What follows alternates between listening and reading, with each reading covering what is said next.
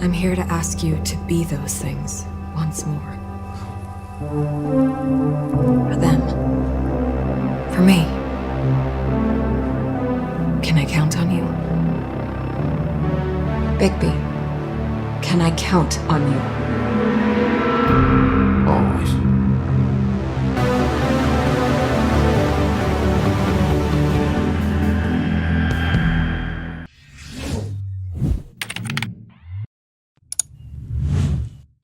Alright, ladies and gentlemen, welcome back to the channel, and I'm back for another Wolf Among Us 2 video. So, as I told you guys in my last video, we got an update in regards to Wolf Among Us 2 via Edge Magazine. I discussed a lot of the details in that video, but we've gotten some more information. I was actually able to get access to this Edge Magazine article thanks to someone on the Wolf Among Us Reddit. I want to give credit to them, to the user Bulbasock. Thank you so much. They ended up getting a copy of this Edge magazine, and we've got new plot details as well as some new concept art images of the game, which is very exciting. So this is going to be some new information, stuff that has been finally revealed that we did not even find out the official live stream. Some new stuff that has been officially confirmed. Alright, so before we get into this, if you guys want to do me a favor, if you could drop a like and subscribe. If we can go over 1,000 likes, considering this is some big news, and join that near 50% of people are subscribed by hitting that red subscribe button. Please also make sure you guys hit the notification bell. YouTube always has issues. I always have issues getting my videos out to subscribers and streams, and I do love covering Telltale, and I want to notify and have as many of you guys up to date with stuff as possible. So please be sure to hit that notification bell, set it to all so you don't miss any videos or streams on any Telltale stuff I do on this channel. So, last video I discussed a lot about the prologue, episode 1 info, stuff about choices and that stuff. And a couple, big news outlets made articles on this Edge magazine. I kind of discussed those things. So now we'll actually be able to read it from the magazine itself, and maybe we'll get better insight in that. But I'm mainly going to be discussing the new things, stuff like that. That was discussed in the last video. You can go check it out. Links down below in the description to that update video. So let's pull up page number 1. Now, unfortunately, this isn't going to be the highest quality because I took this off screenshots and stuff, so again, it might be a little blurry, but I'll be able to read it for you guys in case you have any concerns or that. So, The Wolf Among Us 2, new studio, new season. Can Telltale's return to Fabletown blow our house down? Made by Telltale Games and ad hoc format: PC, PS4, PS5, Xbox One, Xbox Series X/S. Release 2023. So they start off with a bang. New plot details that we could have insinuated from the trailer, but weren't officially confirmed. So, plenty has changed in the world of Fables during the 6 months between The Wolf Among Us and its sequel. It's now winter. Snow White has replaced her former boss as deputy mayor of Fabletown. Bigby Wolf has been temporarily relieved of his duties as town sheriff, which we knew from the trailer and the live stream, and forced to attend anger management group as a result of his violent altercation with a certain Tin Man and Scarecrow. So, it is confirmed that Bigby has been sent to anger management as a result of this, stakeout that he did with Tin Man, Scarecrow, and the fight and all that happened. Yeah, we don't know necessarily the whole, gist of it, what Scarecrow and Tin Man were accused of. We said drugs potentially, a certain crime. Bigby had been, tailing them for weeks, though, and stuff. So something had to go down, which we'll probably find out in the later stages of the game. It's at this point that he meets a non-Fable for Monday, as they are known here. Detective called Faye, who asked him for help on a case. This time around, New York City plays a much bigger role in this game, Telltale CEO Jamie Otley tells us. Bigby will struggle with where he fits in the two worlds. So, this is the I kind of discussed a little bit on my Twitter, a little bit. You guys go follow me there at DomTheBomb. So, one of the major themes of The Wolf Among Us 2 will be Bigby having this struggle between wanting to live in the Fable world, again, where he's known as the Big Bad Wolf, protector, sheriff, and all that, or where he maybe wants more of a peaceful kind of role in the Monday world. And he's going to have a inner conflict between those two, and it seems like that's going to be one of the, big points of emphasis in this season. But Faye, who's Faye? Faye Leung. Talked about her in a couple of my past videos. She's an NYPD detective who's going to have a case that's going to blend the Monday and Fable worlds, which also, again, just probably connects with that theme I just talked about with Bigby struggling between wanting to live in the Monday and Fable worlds, whichever one he prefers. So you see, it gets more and more interesting. We're learning so much more than what these initial trailer live streams showed us, you know? So also, if you see there on the far right, the text, we kind of learned a little bit of what happened to Telltale. So, the lengthy wait. So we're talking about why was there such a long wait between the 2019 reveal trailer and the 2021 reveal? Well, we have to think there are a couple big major factors that actually had happened during this. Remember, there was the matter of, again, this new Telltale, getting a new development team established while aiming to build a stable, non-crunch work environment, not to mention the small matter of the pandemic. COVID was definitely a major factor, and a lot of games got delayed as a result of it. Still, games you're seeing to this day are getting delayed as a result of COVID. COVID really slowed things down, especially when Telltale was trying to just get the company back on ground footing. Then a pandemic comes out of nowhere.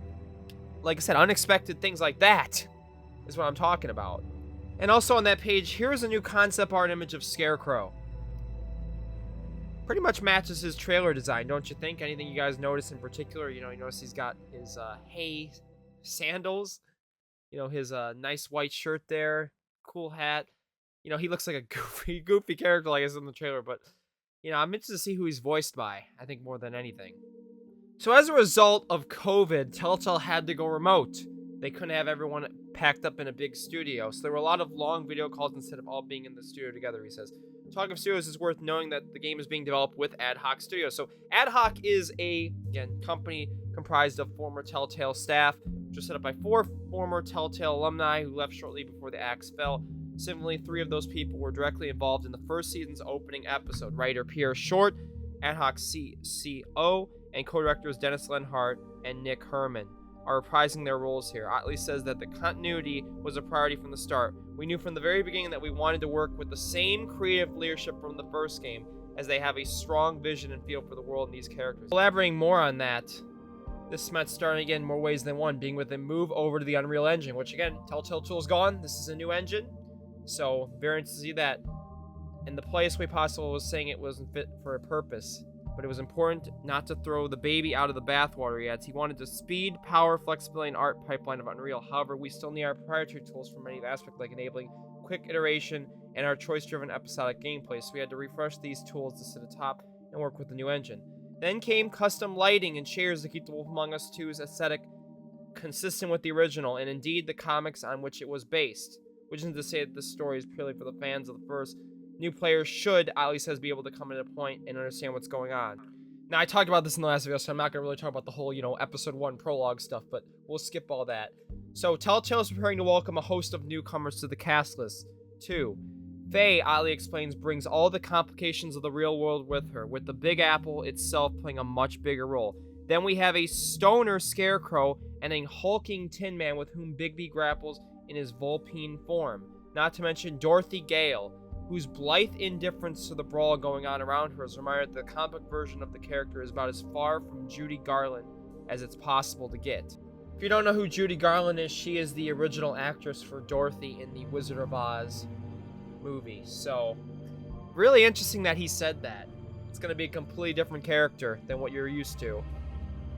Which isn't to say that Telltale doesn't have the room to leave its own mark on these characters. We look for areas that provide enough creative freedom to tell interesting and fresh stories, but that could also become canon to the bigger universe. Now, I don't know exactly what he means by that. Is he meaning the comic books? Which I don't even... The game isn't even canon to the comics, so I don't know what he means by that. Or is he talking about The Wolf Among Us as a whole? The game series. So, Ali says, at the heart of it, we are storytellers, and it doesn't make sense to simply repeat stories that have already been told, but it's also important to capture the spirit of the original material and be faithful enough that we bring its fans along with us for the journey. So this kind of hints that they might be abandoning a lot of Season 1. Now, even though this is going to be a sequel, it's going to continue on. I continue to reiterate this to you guys, that this game is not going to be, predicated on the same story. It's not going to be continuing the whole cliffhanger ending. It might be referenced, yes, but this is a new story. This has been reiterated numerous times. And the game will remain faithful to its episodic release format of the first season, a bit with the whole season being ready before the first episode launches to ensure it avoids the delays that affect the main Telltale Games since 2013. So, let me make this very clear. What that means is when the first episode releases, the entire game will be done. Old Telltale had a very synonymous reputation for changing episodes after some release. Now, they won't have to do that this time. Maybe they could change little things, but nothing where they'll have to change the whole plot. A lot of the stuff, and you can look up the original Wolf Among Us, had a lot of cut content. Stuff was cut in between waits between episodes, and it caused a huge jumble, a mess of sorts with the story. People were seeing pictures of Detective Brannigan on certain thumbnails of episodes, and then they removed them and changed them. The entire story was changed mid-development. While episode 1 or 2 was out, they'd be changing stuff up for 3 or 4. You see what I mean? The whole story wasn't set in stone. It'd be changed, scrapped up. And in a lot of cases, this did not help Telltale at all. A lot of people look at the cut content and they're like, man, damn, this would have been better. So, you see what I mean? Not really, that. But the whole point is, episode 1, let's say, drops March of next year. That means 2-3 weeks, 4 weeks, bi-weekly releases, so probably early April. Then, mid to late April for episode 3, and so forth. So it's still going to be releasing in that same Telltale, waits between episode format. There's something about building anticipation, allowing players to speculate what should happen next, which is a lot of stuff I do for my channel, what I talked about in my last video. That is an important part of both good storytelling and Telltale Games. When done well, like some of the recent limited series we've seen on streaming channels these last few years, you can capture the collective imagination and a moment in culture. Whether The Wolf Among Us 2 can become the game equivalent of appointment viewing remains to be seen, but in its big bad lead, it has someone who certainly knows how to make an entrance. And also, let's bring up that image really quick, new concept art image of Bigby Wolf. So here you get to see Bigby Wolf, his redesigned wolf form, just a little concept art image of it, and it looks pretty damn awesome. I ain't gonna lie with y'all. This, compared to what we got in the old game, it's a night and day difference with how good it looks. And even though we really couldn't see the whole thing because it's in the dark in the trailer, that's kind of just gonna give you a vibe of what he's gonna look like. He's gonna be hulking in a way, like holy crap. New York Noir. The Wolf Among Us 2 is staying true to the comic book aesthetic of the first season, though what we've seen of it so far is noticeably sharper and smoother. We knew right from the beginning that the first real gameplay we showed had to be from the new engine and demonstrate significant advancement, Otley says. What it doesn't tell us is whether any significant changes have been made to the way the investigations or action scenes are handled. On that front, Otley is playing coy for now. It's important that Season 2 maintains the gameplay and feel what players loved about the Season 1. I really don't wish to say much about the gameplay yet, and I did talk about this in my last video, but players will make many more of the difficult choices familiar to the Wolf Among Us fans.